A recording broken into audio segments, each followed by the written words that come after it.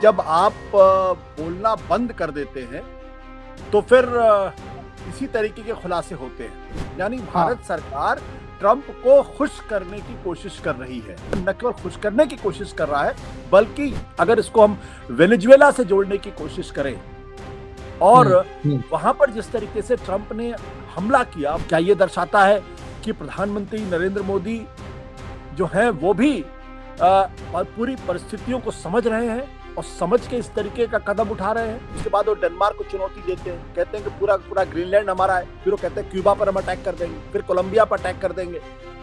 ये जो अनप्रेडिक्टेबिलिटी है और ये जो एक तरीके से रूथलेसनेस जो ट्रंप की दिखाई पड़ रही है कि वो न केवल कह रहे हैं बल्कि अटैक भी करके कब्जा कर ले रहे हैं, राष्ट्रपति को उठा ले रहे हैं। ये भारत के सामने एक बहुत ही अजीबोगरीब स्थिति को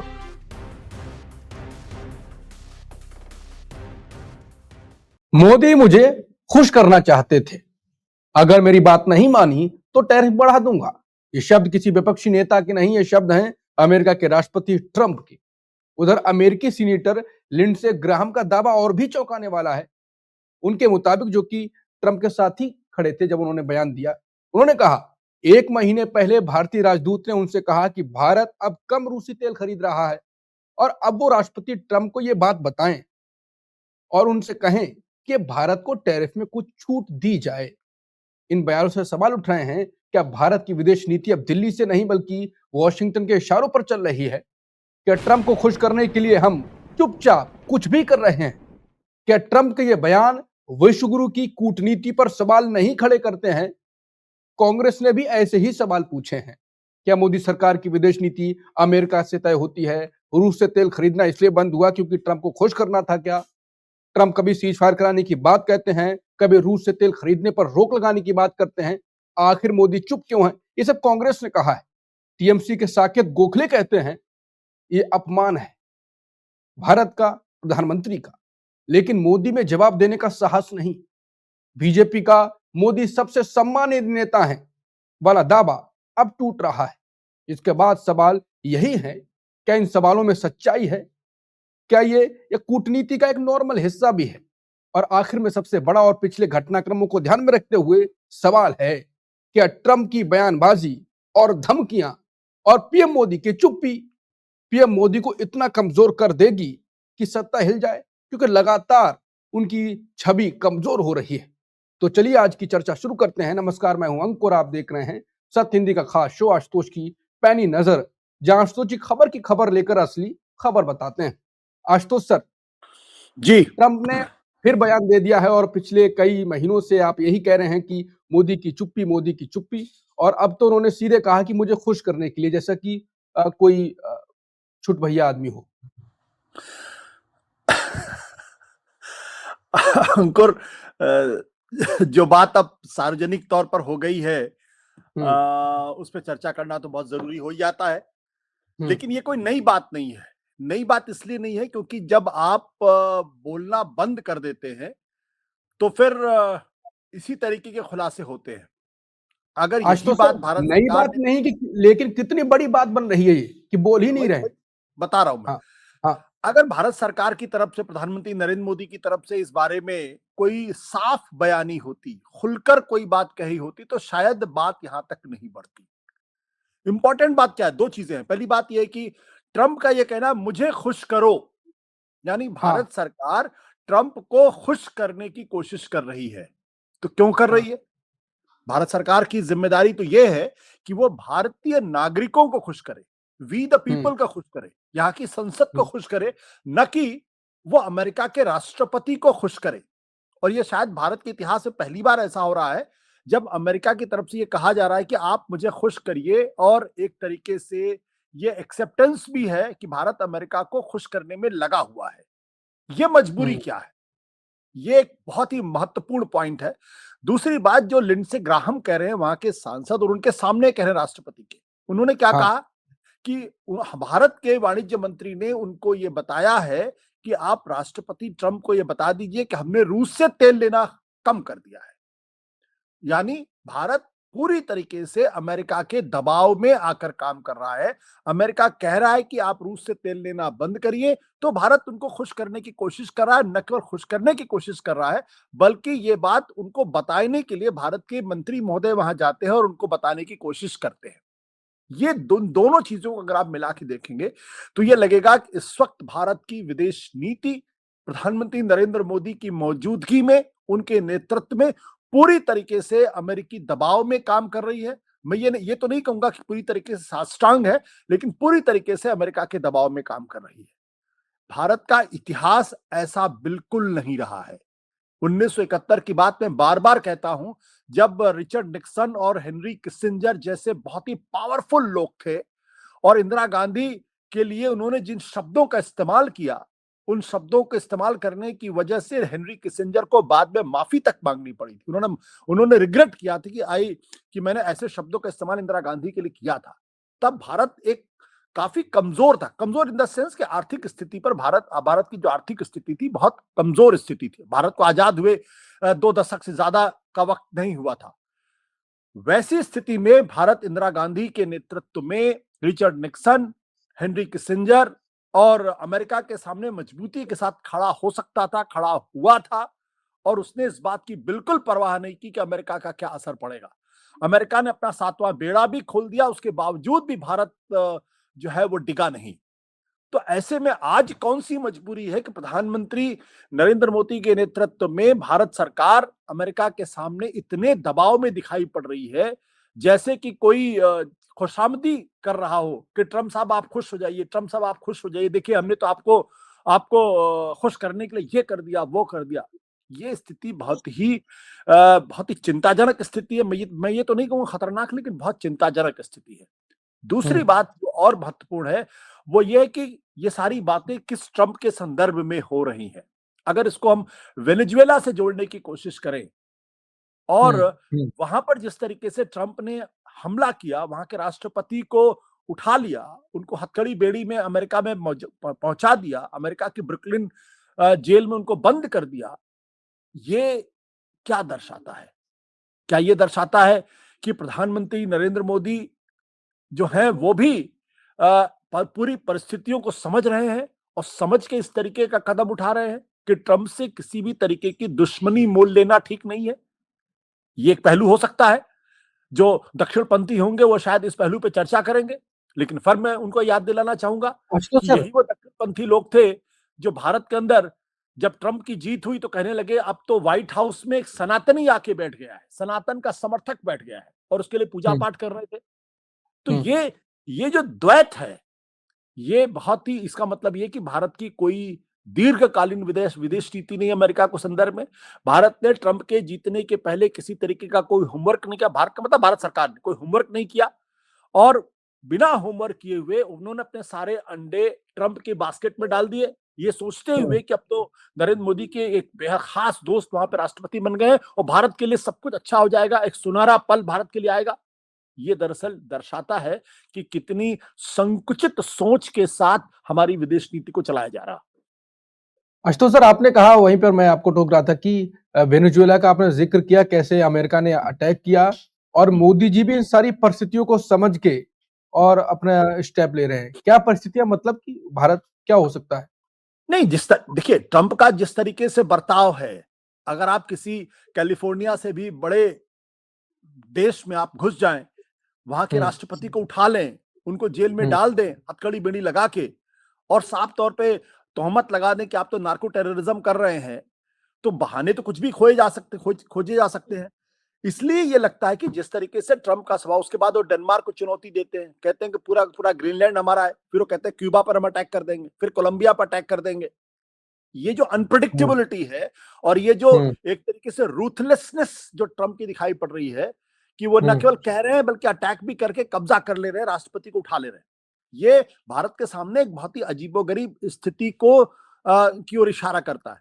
लेकिन एक बात बिल्कुल स्पष्ट है, भारत वेनेजुएला नहीं है, भारत क्यूबा नहीं है, भारत अमेरिका के बैकयार्ड में नहीं रहता है। भारत 140 करोड़ लोगों का मुल्क है। भारत की विदेश नीति अमेरिका के राष्ट्रपति ट्रंप डिक्टेट नहीं कर सकते हैं। भारत की जो विदेश नीति है उसको ट्रंप तो छोड़िए, वहां का कोई राष्ट्रपति डिक्टेट नहीं कर सकता है। लेकिन अगर ये परसेप्शन बन रहा है और ये इंप्रेशन आ रहा है कि भारत की विदेश नीति अमेरिका के डिक्टेट करने पे चल रही है, तो ये चिंताजनक स्थिति है। भारत को अपनी विदेश नीति ट्रंप के डर की वजह से नहीं आगे बढ़ानी चाहिए, बल्कि अपने नेशनल इंटरेस्ट को देखते हुए बढ़ानी चाहिए। और दूसरी बात बिल्कुल स्पष्ट है, वही साफ है कि 140 करोड़ देश का प्रधानमंत्री उसको ट्रंप की आंखों में आंखें डाल के तुर्की ब तुर्की जवाब न दें, लेकिन बहुत सॉलिड गंभीर जवाब देना चाहिए। और ये संदेश देना चाहिए ट्रंप को भी और भारतवासियों को भी कि भारत झुकने वाला नहीं है। भारत एक बहुत पुरानी सभ्यता है, भारत एक बहुत ही जीवंत लोकतंत्र है। भारत अगर 1971 में नहीं डरा रिचर्ड निक्सन और हेनरी किसिंजर से, तो भारत ट्रंप से भी नहीं डरेगा, मार्को रूबियो से भी नहीं डरेगा। ये बात संदेश जानी चाहिए और ट्रंप को भी इस बात का एहसास होना चाहिए कि भारत वेनेजुएला नहीं है, भारत छोटा मोटा देश नहीं है। इतनी बड़ी धृष्टता वो नहीं कर सकते हैं, ना उनके बस में है करना। लेकिन अगर भारत सरकार की तरफ से चुप्पी रहेगी, वो ट्रंप की इन तमाम बदजुबानियों का अगर जवाब नहीं देंगे, तो फिर भारत सरकार को लगातार एम्बैरेस होना पड़ेगा और भारत की जो अंतर्राष्ट्रीय छवि है उसको बट्टा लगता रहेगा। आशुतोष सर, जो इसमें आगे सवाल तो पूछूंगा, लेकिन आशुतोष सर, ये ऐसा नहीं हो सकता कि हम शांत रहें और ट्रंप तो है ही बकबक काले आदमी, तो बोलते रहेंगे, लेकिन हम आराम से, देखो डील तो कर रही है, डील में थोड़ा हम झुकेंगे थोड़ा आप झुकेंगे तो थोड़ी बात बनेगी। तो मोदी जी भी दिमाग लगा के कि उन्हें उनके सामने क्या कीचड़ में पत्थर मारने का मतलब आपको पता ही होता है। देखिए, ये एक बात बिल्कुल समझ लीजिए, चाहे अंतर्राष्ट्रीय राजनीति हो चाहे व्यक्तिगत संबंध हो, रिश्ते बराबरी के होते हैं। रिश्तों में अगर ये संदेश चला जाए कि एक पक्ष बहुत कमजोर हो रहा है, ये एक पक्ष पूरी तरीके से झुक रहा है, तो फिर आप बराबर का सौदा नहीं कर सकते। फिर आपको बहुत ही ह्यूमिलिएटिंग ट्रांजैक्शन करना पड़ेगा। और दूसरी बात यह कि भारत की एक स्वाभिमान है, एक आत्मसम्मान है, उसको कोई कैसे इस तरीके से चुनौती दे देगा? भारत के प्रधानमंत्री कोई वेनेजुएला के राष्ट्रपति थोड़ी है कि उनको उनके साथ इस तरीके का व्यवहार करने को सवाल ही नहीं उठता। दुनिया का कोई भी देश कितना भी बड़ा हो, वो इस तरीके का बर्ताव भारत के खिलाफ कर ही नहीं सकता, ना करने की सोच सकता है। इसलिए मैंने कहा कि मैं ये नहीं कहता हूं कि आप बहुत जिंगोइस्टिक टर्म में ट्रंप को मैसेज दीजिए, लेकिन पब्लिक के अंदर ये कॉन्फिडेंस पैदा करने की जरूरत है कि भारत अमेरिका के सामने नहीं झुक रहा है। और इसके लिए प्रधानमंत्री के स्तर पर ही बात करनी पड़ेगी। ये नहीं होगा कि ट्रंप अगर किसी अंतर्राष्ट्रीय फोरम पे जा रहे हैं और भारत के प्रधानमंत्री वहां जाने से बचें, इससे गलत संदेश जाता है। अगर इंदिरा गांधी कर सकती थी रिचर्ड निक्सन के समय में, हेनरी किसिंजर के समय में, तो मोदी जी भी कर सकते हैं। ये सवाल ऐसा थोड़ी था कि उसकी वजह से भारत को कोई बहुत नुकसान हो गया। कोई नुकसान नहीं हुआ। भारत ने बांग्लादेश को आजाद कराया, डंके की चोट पर आजाद कराया। और उसके लिए जो जरूरी विदेश नीति के स्तर पर जो जरूरी नेटवर्किंग करनी होती है, वो इंदिरा गांधी ने की थी। इंदिरा गांधी इस बात को समझ रही थी कि अकेले अमेरिका से निपटना बहुत आसान नहीं होगा। जब आप बांग्लादेश को लिबरेट कराएंगे तो ये अंतर्राष्ट्रीय स्तर पर हलचल मचेगी। उसके पहले इंदिरा गांधी ने पूरी तरीके से सोवियत यूनियन के साथ बहुत अच्छा गठबंधन किया, ऐतिहासिक गठबंधन किया।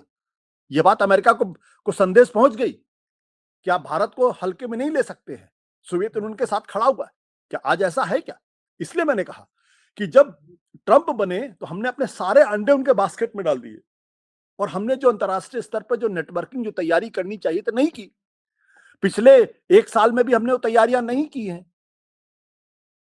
आज की तारीख में भारत की दिक्कत की हो गई है कि चीन भी हमको आंखें दिखा रहा है और अमेरिका भी हमको आंख दिखा रहा है। यह भारत की विदेश नीति की बहुत बड़ी फेलियर है, बहुत बड़ी असफलता है। अब हम बीच में फंस गए हैं और उससे होता क्या है कि जब आप फंस जाते हैं तो अंतर्राष्ट्रीय स्तर पर आपकी कमजोरियां पूरी तरीके से सामने आ जाती हैं। तो इसका असर सिर्फ अमेरिका भारत के रिश्तों पे नहीं पड़ेगा, इसका असर हर देश के साथ रिश्तों में पड़ेगा। जब आप मजबूती के साथ खड़े होते हैं, जब लोगों को लगता है कि नहीं ये मजबूत देश है, ये मजबूती के साथ प्रधानमंत्री बात करते हैं, तो बहुत सारे लोगों के मन में आपके प्रति एक स्वाभाविक सा सम्मान पैदा होता है। हम इस स्वाभिमान की कीमत पे कोई काम नहीं कर सकते। यह संदेश बिल्कुल नहीं जाना चाहिए कि भारत के प्रधानमंत्री अमेरिका के राष्ट्रपति को खुश करने में लगे हुए। हम कोई वेनेजुएला नहीं है, हम कोलंबिया नहीं है। हम जो है वो मिडिल ईस्ट का कोई देश नहीं है कि उनके रहमो करम पे जिए। हम एक बहुत पुरानी सभ्यता है और हम एक बहुत ही जीवंत लोकतंत्र है। जब जवाहरलाल नेहरू नहीं झुके, जब और हम लगातार अपनी, ना तो हम लेफ्ट के साथ गए ना तो राइट के साथ गए। हमने कॉमनवेल्थ में हम जुड़े रहे। हमने थर्ड वर्ल्ड कंट्रीज का एक अंतर्राष्ट्रीय मंच तैयार किया। हमने वो रास्ता बीच का निकाला जिसको गुटनिरपेक्ष आंदोलन कहते हैं। आज कहाँ है गुटनिरपेक्ष आंदोलन? हम कहाँ पे खड़े हुए अंतर्राष्ट्रीय मंच पे? जब हम बहुत गरीब देश थे तब भी हमारी अंतर्राष्ट्रीय मंच पे बहुत रिस्पेक्ट थी। आज रिस्पेक्ट कहाँ है? हम $4 ट्रिलियन की इकोनॉमी है। क्यों नहीं हम एक तीसरी धारा को हम शुरू करने की कोशिश की होते? 10 साल में अगर हमने कोशिश की होती तो आज उसको हम किसी मकाम पे ले गए होते। लेकिन हमारी कोशिश ये थी कि हम अमेरिका के साथ जुड़ जाए। उसका नतीजा क्या हुआ? चीन आपसे दूर हो गया। और जो चीन को एक साथ लाने की कोशिश जो राजीव गांधी के जमाने में शुरू हुई थी, उसमें बहुत बड़ी कामयाबियां मिली थी। लेकिन जब आप अमेरिका के साथ पूरी तरीके से खड़े हो गए, जब आपने अपनी पूरी विदेश नीति सनातन के नाम पे या किसी और चीज के नाम पे जब ट्रंप के बास्केट में डाल दी, तो फिर ये नुकसान होगा। आशुतोष सर, आखिर में छोटे छोटे सवाल होंगे बस, क्योंकि समय भी लगभग हो चुका है। एक उत्तर लगातार सवाल तो पूछे जाते हैं और आपसे सवाल मैं पिछले शो में भी ये पूछ चुका हूं और आपने कुछ 4-5 बिंदु भी बताए थे। पीएम मोदी लगातार खड़े नहीं हो पा रहे हैं, जवाब नहीं दे पा रहे हैं, चुप्पी साधे हुए खामोशी है, उसका तो है।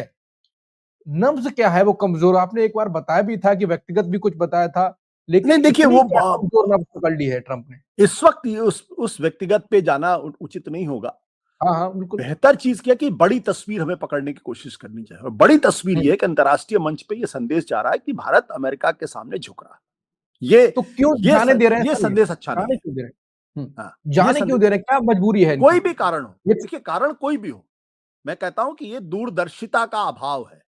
कुछ बड़ा कारण तो होगा, फिर होगा कोई बड़ा कारण, लेकिन सबसे बड़ी बात क्या है कि दूरदर्शिता होनी चाहिए। आप देश के प्रधानमंत्री हैं, आप देश चला रहे हैं, आप लगातार 11 साल से 11.5 साल से आप देश की कमान आपके हाथ में है। आपके सामने अगले 25 साल की विदेश नीति का खाका होना चाहिए। मैं बार-बार कह रहा हूं, हमारी सबसे बड़ी कमजोरी ये है कि हमारे पास दूरदर्शिता का अभाव है। हम अपनी विदेश नीति विचारधारा के संदर्भ में चलाने की कोशिश करते हैं और हमारे पास कोई राजनीतिक पॉलिटिकल फॉरेन मिनिस्टर नहीं है। आखिरी सवाल, मोदी की छवि लगातार इन बातों से दूसरे देशों में भी जा रहा है कि ट्रंप को खुश करने में लगे हुए हैं। आपने खुद कहा कि कैसी इमेज बन रही है भारत की और मोदी के कारण, और भारत के छवि तो खराब हो रही है मोदी के कारण, प्रधानमंत्री के कदमों के कारण। तो पीएम के इन कदमों की जो विश्व गुरु, जो नेता भी सवाल उठा रहे हैं कि विश्व नेता, विश्व गुरु टाइप जो छवि पहले शुरुआत में बनाई थी वो तो बहुत कमजोर हो गई, लेकिन ट्रंप मानने वाले नहीं है बिल्कुल। तो क्या लगता है कि बहुत ज्यादा ऐसा हो जाएगा कि ट्रंप की जो मोदी की है वो अंदर भी भूचाल आएगा पार्टी में भी कि ये बहुत बवाल करवा नहीं, वहां तो ना, वहां देखिए जब एक नेता का पूरी तरीके से अपने पार्टी और सरकार पे पकड़ होती है तो वहां इस तरीके की चीजें नहीं, वहां कोई भूचाल आने की उम्मीद मुझे तो कम से कम दिखाई नहीं पड़ती है। विपक्ष नाराज होगा, विपक्ष सवाल खड़े करेगा, लेकिन कोई बहुत बड़ा असर बीजेपी के अंदर हो जाएगा, मुझे ऐसा लगता नहीं। जनता को बात समझ में आएगी कि हमारी छवि खाली कमजोर करवा रहे हैं, जनता को आएगी ये बात, नहीं पहुंच पाएगी जनता तक? आप जिस तरीके से मीडिया का हाल आप देख रहे हैं तो वैसे में कोई बड़ा नैरेटिव भी नहीं बनेगा, लेकिन हाँ धीरे ये चीजें लोगों के दिमाग तक पहुंचती हैं और उस पर उसका असर होने में वक्त लगता है। ये नहीं कि अचानक 2 दिन के अंदर कोई असर हो जाएगा। इसलिए लेकिन ये चीजें प्रधानमंत्री जी की अपनी छवि के लिए अच्छी बिल्कुल नहीं है। उससे उनकी छवि को लॉन्ग टर्म में नुकसान होगा। आज नहीं, जब इतिहास लिखा जाएगा तब ये सारी चीजें वहां पे वर्णित होंगी। बिल्कुल। तो अब पीएम मोदी की छवि तो खराब हो ही रही है। पीएम मोदी के कदमों के कारण भारत की छवि भी खराब हो रही है। पीएम मोदी उस बेटी की तरह हरकत कर रहे हैं कि पिताजी ने तो बहुत ज्यादा संपत्ति पकड़ा दी, बाद में सब बेच खाई, उसके बाद कोई हाल रहा ही नहीं है। तो ये तो कहते रहे कि बहुत बड़े अमीर आदमी थे, तो हो सकता है वो ना हो जाए, लेकिन देखते हैं कि कब तक प्रधानमंत्री नहीं बोलते हैं और ट्रंप खुद से कैसे डील करवाते हैं, और नहीं करवाते हैं तो भारत की छवि आस पड़ोसियों से भी खराब हो रही है, वो कैसे मेंटेन होती है, भारत का हाल विदेश में क्या होता है। जो भी होगा हम आपके सामने लेके आते रहेंगे। तब तक के लिए नमस्कार।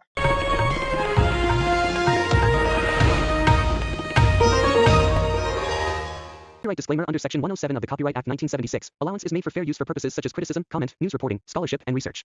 Fair use is a use permitted by copyright statute that might otherwise be infringing.